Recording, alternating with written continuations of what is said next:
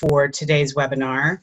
He is a man who has experience with working with businesses at networking events.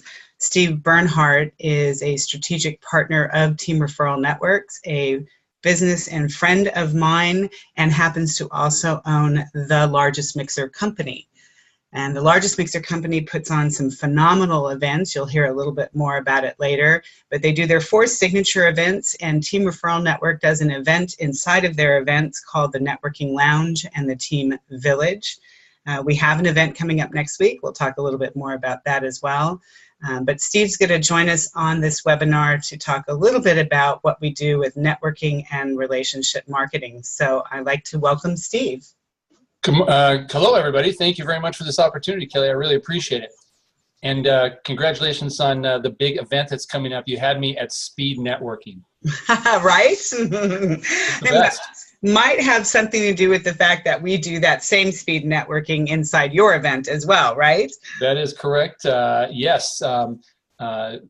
Team is at the heart of the Largest Mixer events. And one of the signature things that you guys do at our events is our speed networking session. So I'm looking forward to see how big of a lineup we can get at this year's LA's Largest Mixer coming up here shortly. Yep, I'm excited too. Definitely looking forward to it. So this ties into, our audience today. Have you ever been to a networking event? And I bet you all have, right? Because you're in some way, shape, or form been associated with us at Team Referral Network.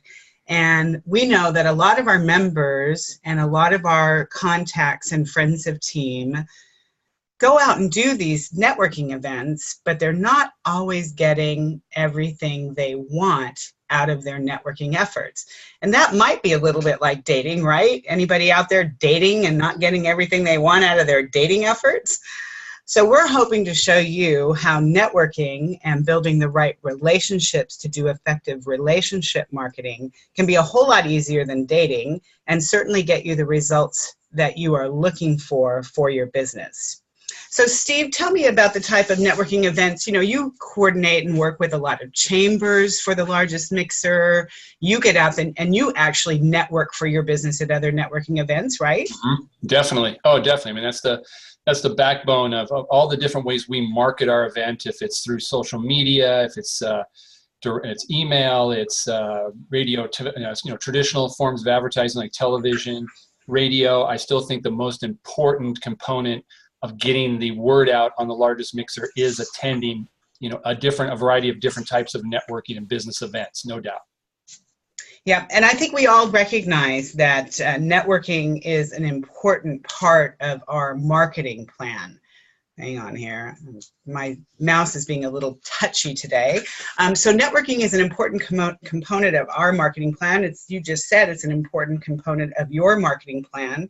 At Team, we do a lot of networking at events. We put on events, of course, and we have weekly meetings that are networking groups, and so we know a little bit about this networking thing, but I'm not sure everybody in our audience really understands that networking is a component of your overall marketing plan. Correct. Now, Steve, you alluded to things like social media and email marketing. Those are parts of marketing plans, right? Correct. Yeah, without a doubt. I agree with you 100% that, in fact, when we market the Largest Mixer, I often use just that analogy that this is a component of your overall marketing mix. It's not the only thing you do, and it needs to complement the other things that you do offer. With the doing events or networking events gives you that the other marketing components that you may whatever it might be, again, email, social media, radio, whatever it is, it gives you that face-to-face opportunity. And I'm finding right now that is an ever-increasing importance in a successful business. Not to go on too long here, but I just recently saw a study that was done on 400 different organizations, and they kind of segmented these organizations by overachieving, achieving at market or underachieving. And one thing they found from overachieving businesses is that event marketing, network marketing was one of their strongest components of their marketing mix. So it's helping them get out there and get their products in front of people, getting their people in front of people, cutting through the clutter.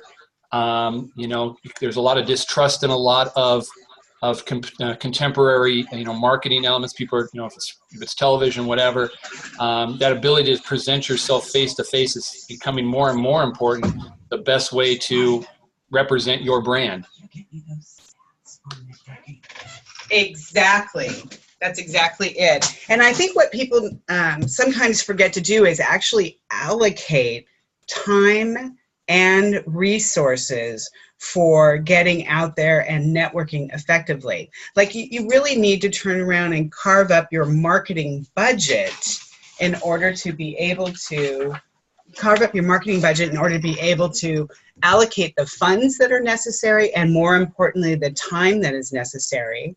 And it's not just the time you put into attending these events, but it's actually the pre-planning that you put into going, which events are the best events to go to, what events fit into the budget in terms of the cost to attend, what is the time that is involved that needs to be blocked out on your calendar to actually go to the event, and then of course, what is the time, the resources and allocation of that for the proper follow-up as well. So you need a plan in order to make this an effective component of your overall marketing plan.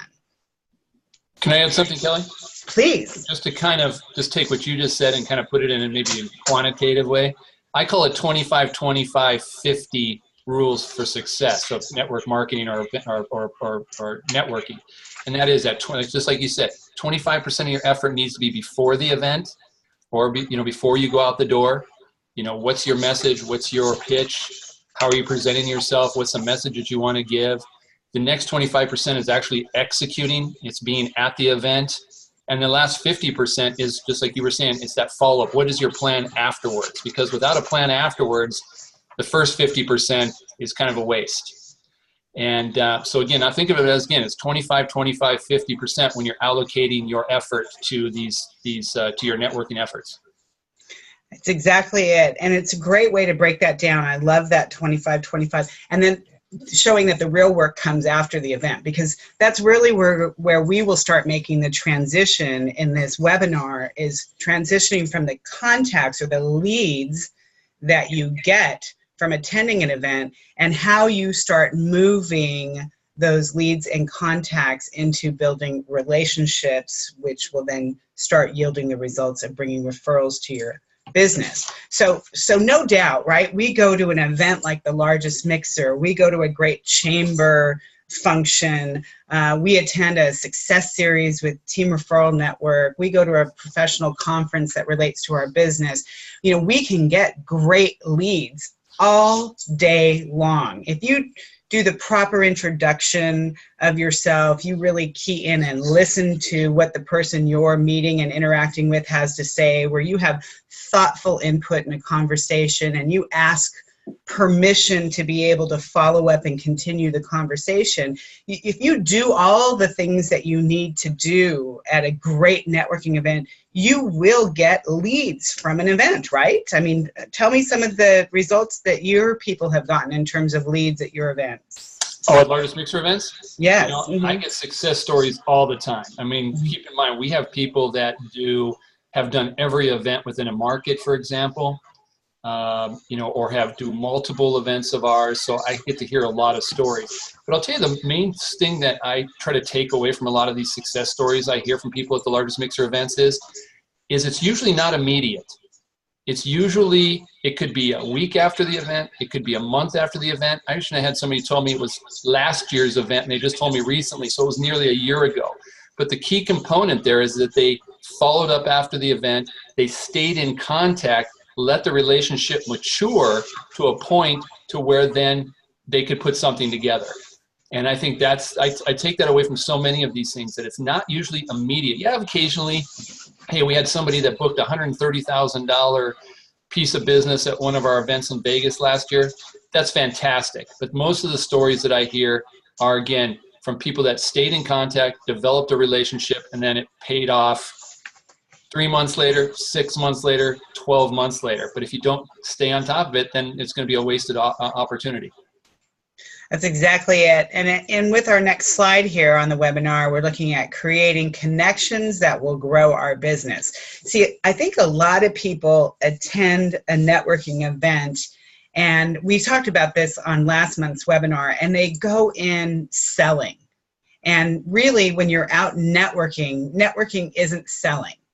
In fact, it's almost the opposite of selling. And I can guarantee you, I've done this in rooms full of hundreds of people where I talk about how many of them come to a networking event in hopes of making a sale. And like, everybody's arm in the room shoots up, because they want to make a sale. Of course, we all get that. And then I'll say, okay, how many of you came here today to buy? And of course, everybody's hands are down, and that's always the disconnect, right? That's always the disconnect. And then I think that leads to that age-old saying that I hear from people, oh, I've tried networking and it doesn't work for me, okay?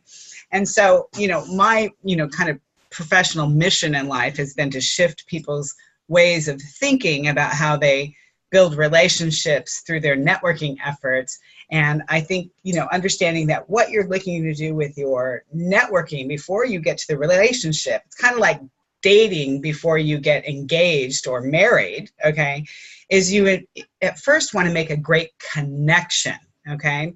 So you meet that person at an event. There's a spark of, hey, there's a possibility of us working together here. I like what you have to say. You're liking what I have to say, right? That's a little like, I don't know. I haven't dated since I was 19 years old. I just celebrated my 32nd wedding anniversary last week. And so I'm a little rusty, we'll call it, on dating. But I think when you make that spark or that great connection, right, we're looking to turn around and get a first date, right? As somebody else who's been married for 30 years, I haven't had a date in a long time, but I agree 100%.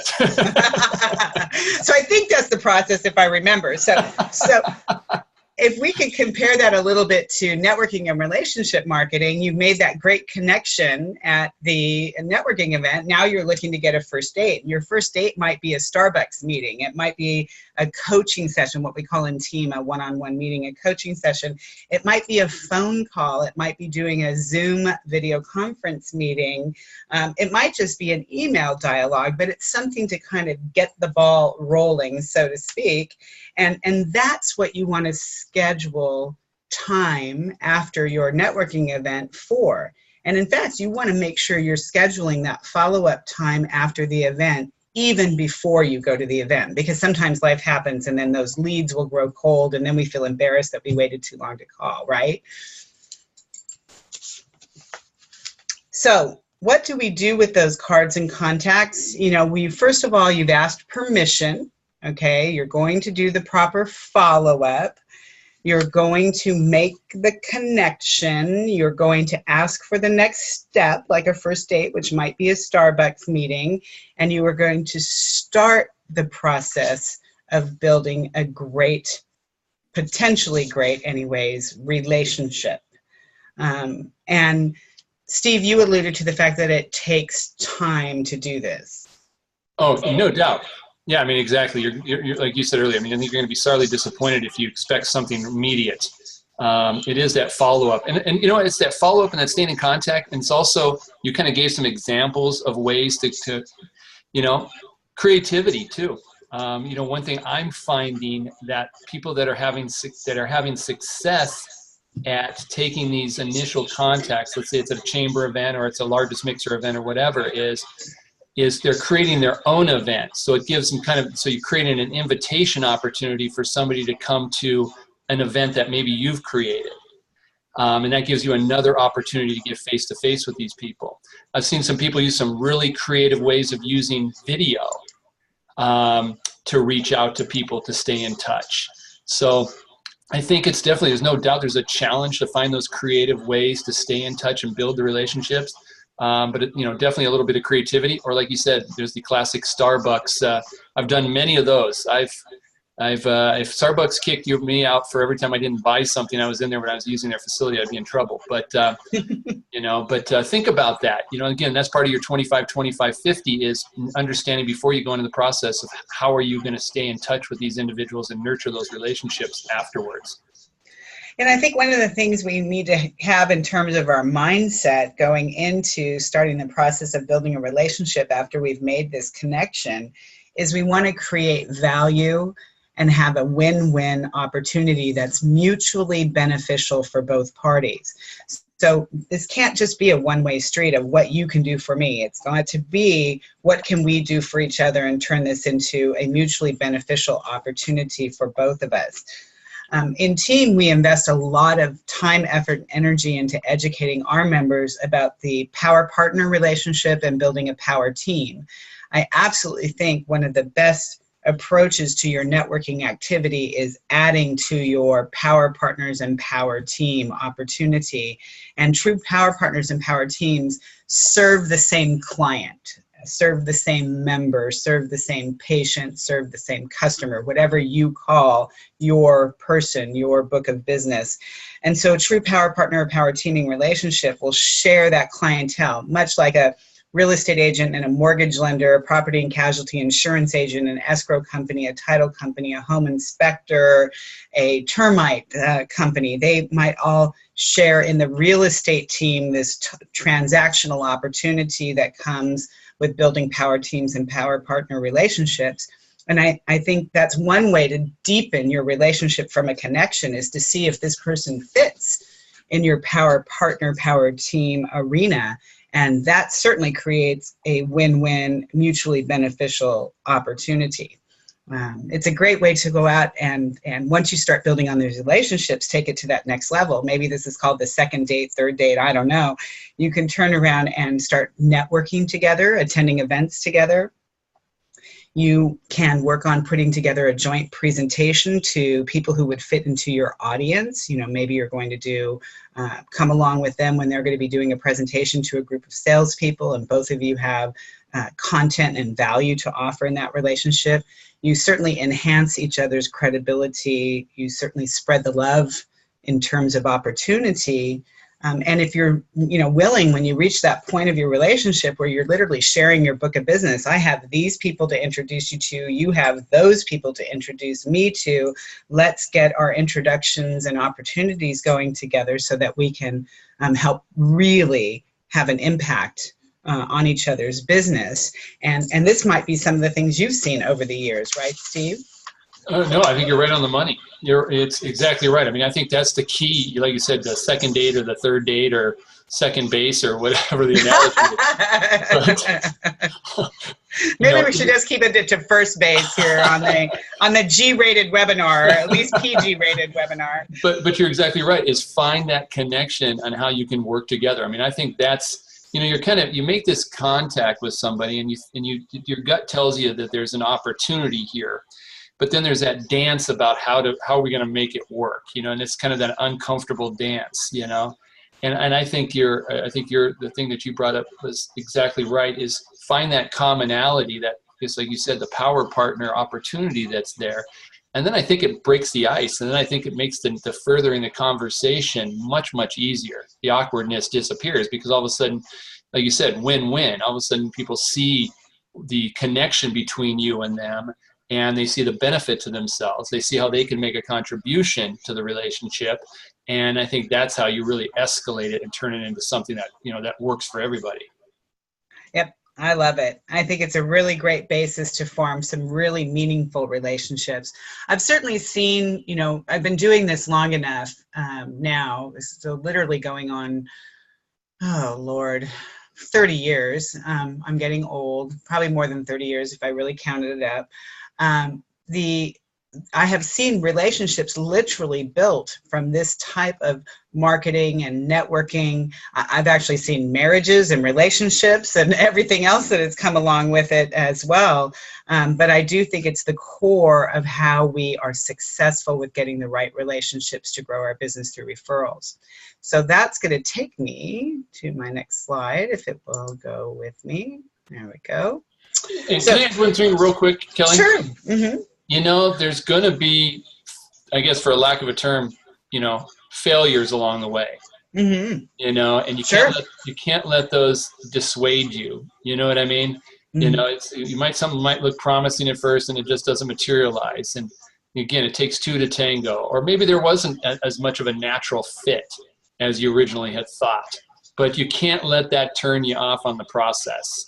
It really is. It's an ongoing process where, accumulation of over time is when you're going to develop these relationships that are going to produce results. But you may stumble along, for a while, because, it's just not everybody's going to connect.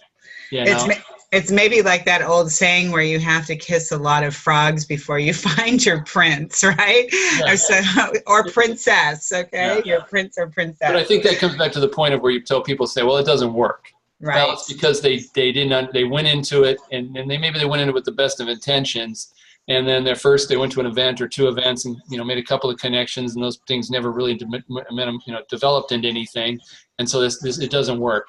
You're going to, just like any other relationships in life, dating, like we're saying, using the analogy of dating, how many people did you date before you got married? That's the same thing in networking, is that you may have to date a bunch of people before you finally make a connection. But if you quit dating, you'll never get married. There you go. I like it.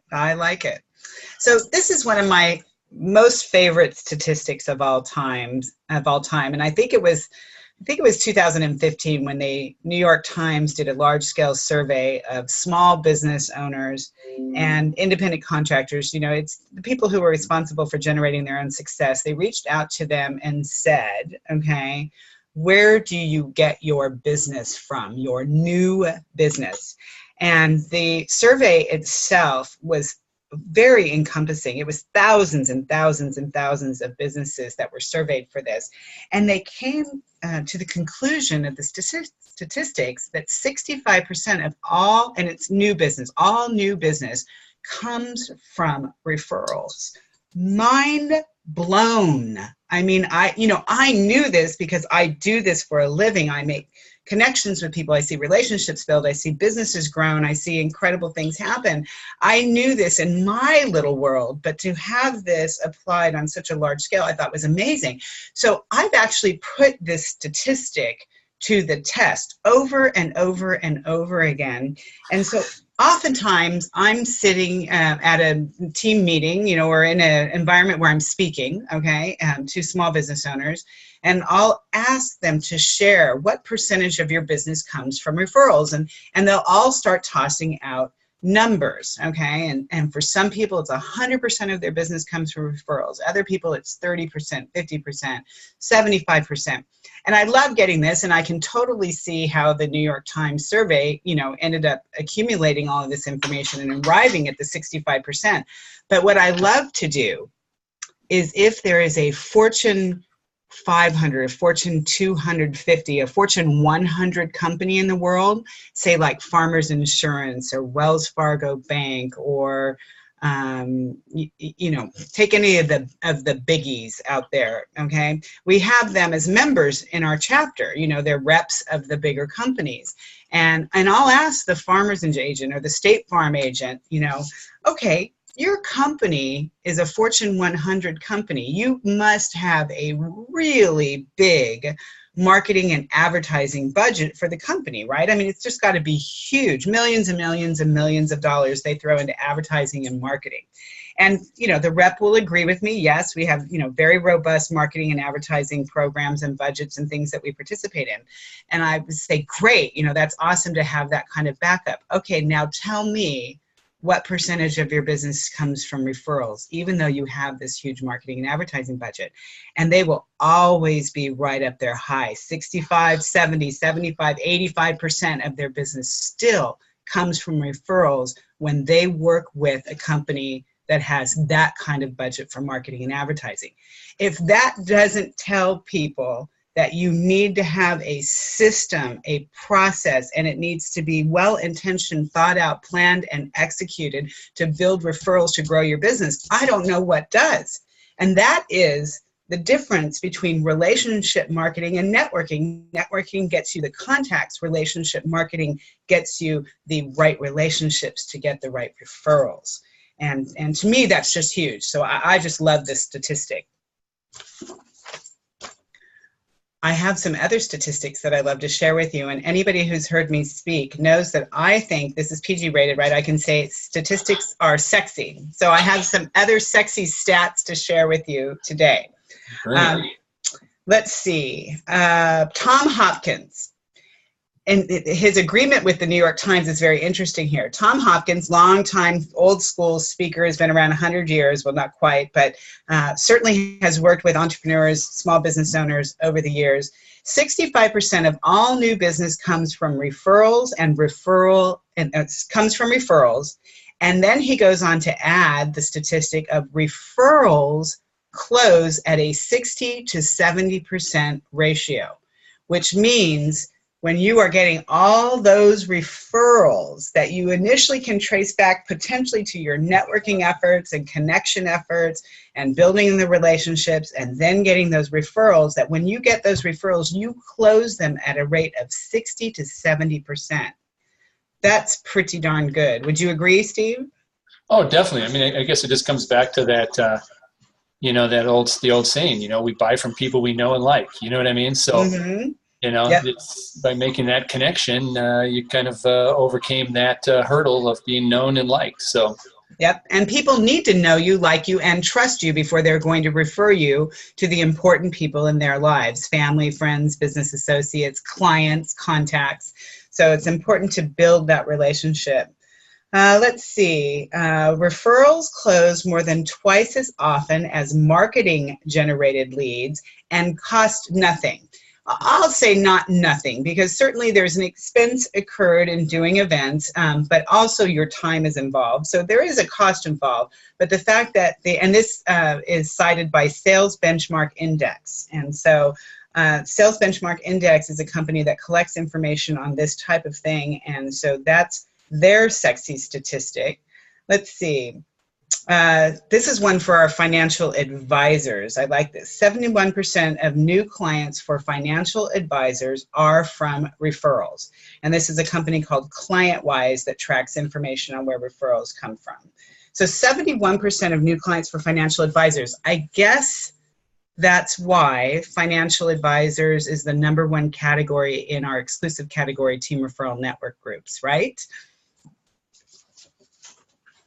Let's see here. Then going on into the real estate, which I believe is probably the second most popular category in Team, 82% of all real estate transactions come from referral business. Wow, that's huge. Buffini and Company. I've not heard of who Buffini and Company is.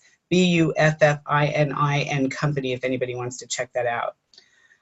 Let's see. iMedia Connection says 70 to 80% of customers will give referrals if asked, but only 15% of salespeople ever ask. So this is building relationships with your clients and asking your clients to refer you. It says that only 15% of salespeople actually ever ask. Interesting. Very, very interesting statistics. So I just love following those statistics, because I know that they put a lot of research and information to collect that information.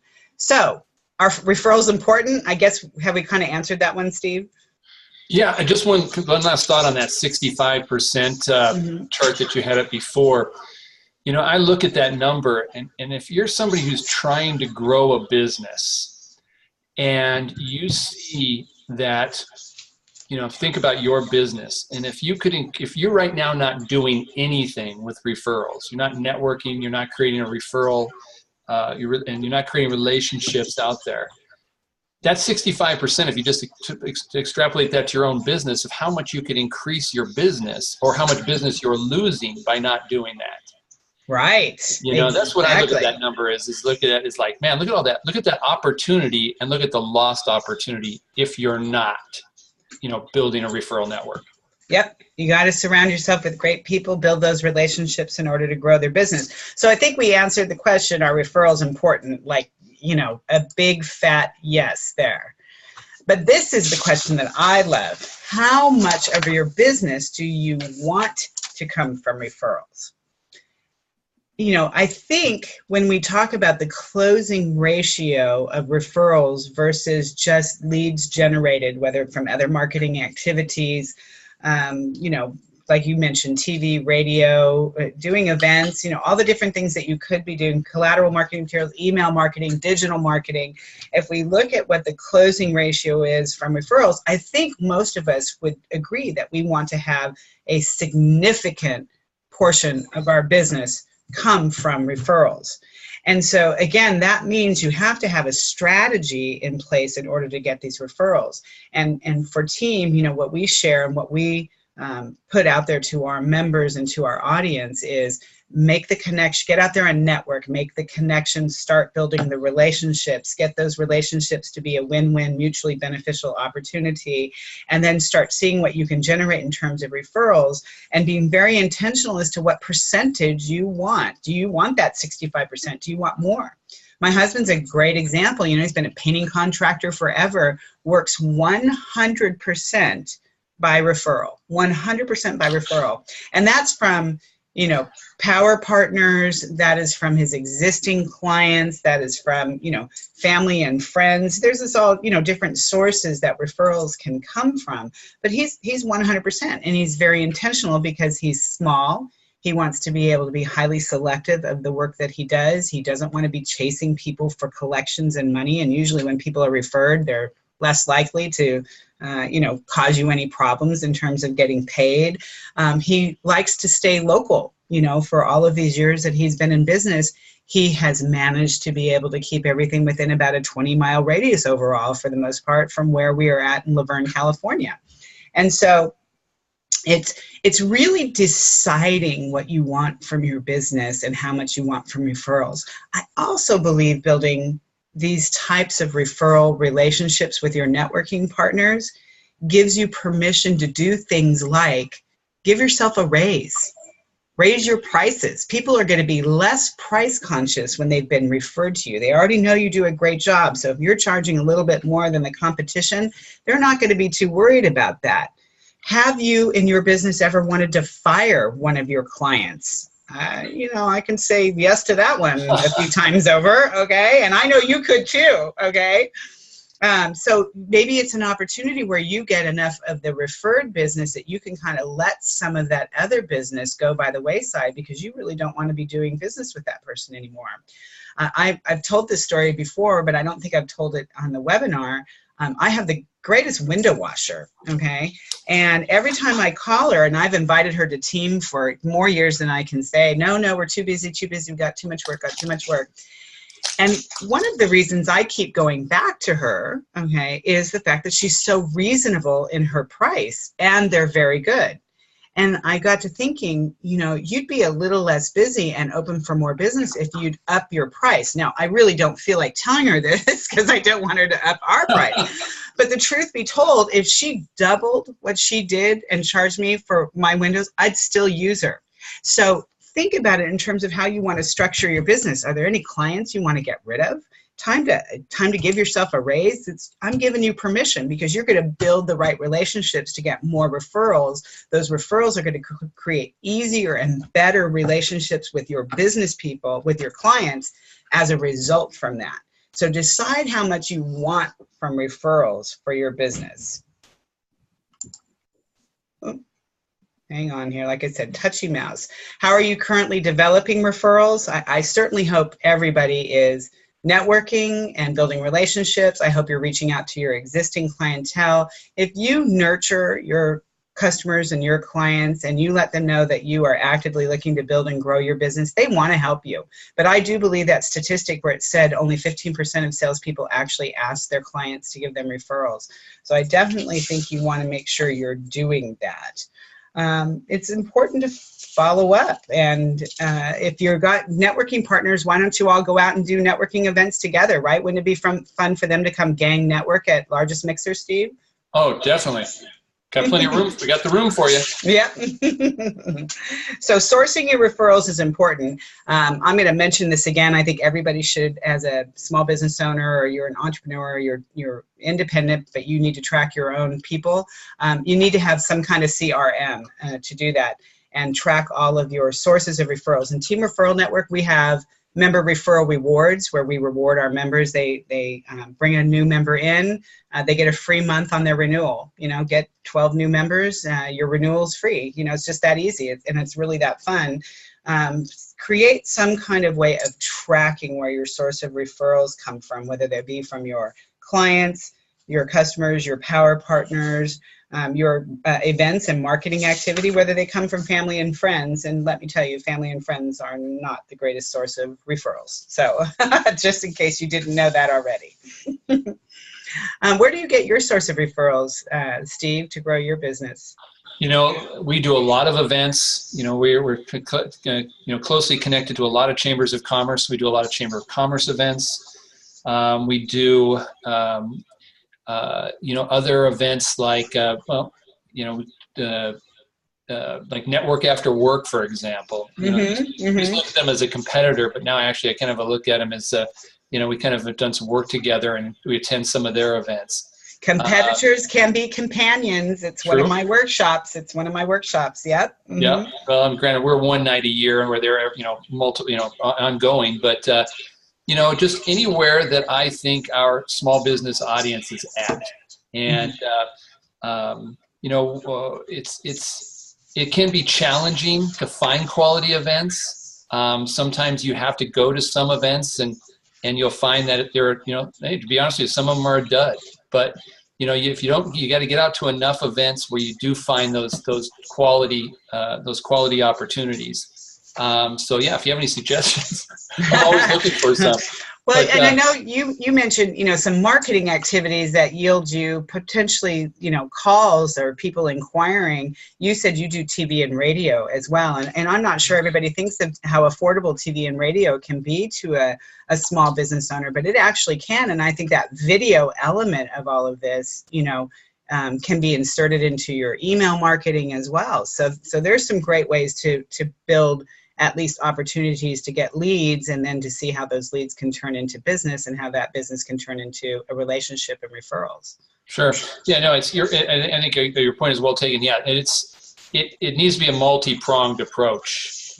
So that's, if you look at our business, like I said, if it's going out to events, if it's using traditional media, if it's using, email, if it's using, social media, it's a matter of reaching out to as many qualified sources as you possibly can. Definitely. And I do think these three areas that we have outlined on this slide here, your reputation, your credibility, and your quality, are all important elements of being referable. Okay. We have, in terms of reputation, we have our online reputation. We certainly have our relationships reputation in the community. You should be researching your reputation, certainly of what's out there online about you and your company. But I do think you need to have credibility, and when you're building a relationship with people in your community, so that your reputation is strong. I certainly hope, people would say, Kelly's a woman of her word. She does what she says she's going to do. She's devoted to helping people build and grow their business. I don't know, whatever you want your reputation to say about you, make sure you walk the talk, right? And if you walk the talk, you get credibility. And if you're supplying quality service, that Nordstrom experience, that Disney-like quality of customer service or work or whatever it is that you deliver, that all makes you very referable. People feel comfortable referring you business.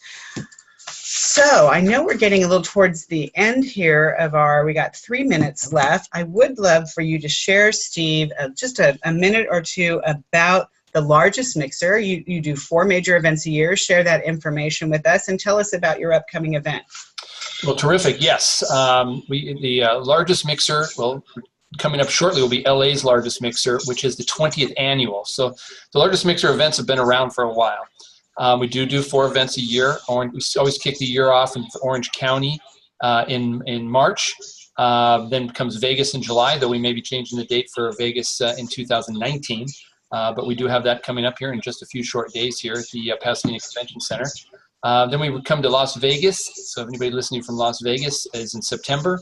And then we round out the year with Inland Empire, being on Kelly's home turf in November. And that's at the Pasadena, at the Riverside Convention Center.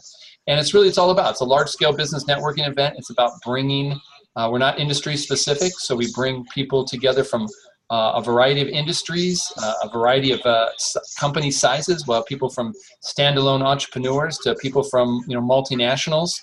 And it's, like I said, it's all about bringing people together to make those new connections that help grow businesses. And we do some things at the event. We partner with Team.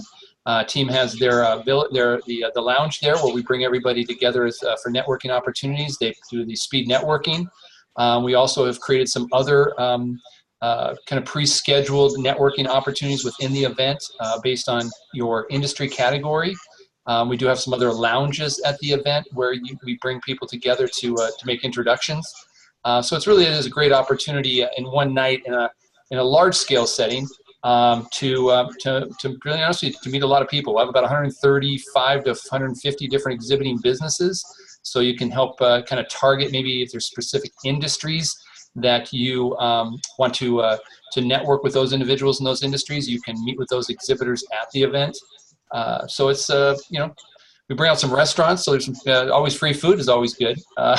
Yep, free food, and then there's a bar where you can enjoy a cocktail or two. Yeah, bar, so it's a great night, and it's a great opportunity to if you are used to going out to networking events and maybe you're kind of getting a little bit maybe fatigued on some of maybe the types of bar type of events where it's kind of elbow to elbow kind of a thing, and you want to stretch yourself out a little bit. This is because we have a larger scale event here. You got a little bit of room to move around, and if you haven't been out to a networking event, this is a good place to introduce yourself to it. And so we hope to see you all out at a future Largest Mixer event, and you always know that Kelly's there as well to say hi to and provide advice. So if for no other reason, come out and say hi to Kelly. That's great, Steve. Thank you. And I know that we'll be having a great time in the Team Referral Networking Lounge at the Pasadena Convention Center next week. They can find more information at your website, which I believe is largestmixer.com, correct? Yeah, go largestmixer.com or lamixer.com or lvmixer.com, or just put in somethingmixer.com and we pretty much come up. Perfect. That is great. All right. I think we are right at 12:15. It is the close of our Brown Bag Lunch webinar. I hope you have all enjoyed it. Our next Brown Bag Lunch webinar will be on Wednesday, August 16th, 11:30 a.m. to 12:15 p.m. 15th, excuse me. It's the Wednesday, the third Wednesday of each month, August 15th, and we hope to see you guys there, or actually hear you guys there, or actually just have you there, whatever it works out to be. Thanks for joining us today on our relationship marketing webinar, Like Dating But Easier. I hope you found this information valuable. Everybody go have a great day. Thank you.